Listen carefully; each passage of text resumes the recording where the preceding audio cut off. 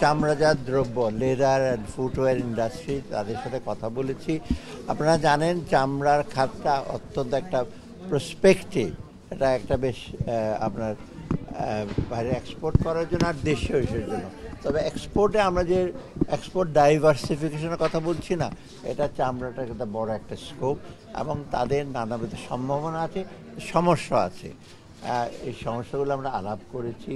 তাদের যে ট্যানারিটা শিফট করা হয়েছে সাভারে, সেটার আপনার এনভায়রনমেন্টাল প্ল্যানগুলো এবং তাদের অর্থায়ন এবং তাদের চামড়া যে সার্টিফিকেশন যেগুলো দরকার বাইরে যেতে হলে, এইগুলো নিয়ে আলাপ করি। মোট কথা আমরা চামড়া শিল্প এবং চামড়াজাত দ্রব্য ফুটওয়্যার থেকে শুরু করে সেটা সম্ভাবনা এবং এক্সপোর্ট, এটা যেন একটা বড় একটা এক্সপোর্ট ইসের সেক্টর হিসেবে পরিগণিত হয় সেই ব্যাপারে আলাপ করি এবং এটার সম্ভাবনা আছে।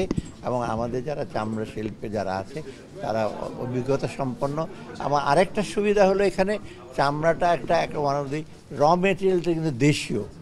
গার্মেন্টের আবার সুতা আনতে হয়, তুলা আনতে হয়, কিন্তু এটা কিন্তু বেশিরভাগ রমের এবং এইটাও যদি আবার এটার সাথে মৎস্য পশুপালনে জড়িত, আমরা এটা এনকারেজ করি, আরেকটা সেক্টর কিন্তু ডেভেলপ করি।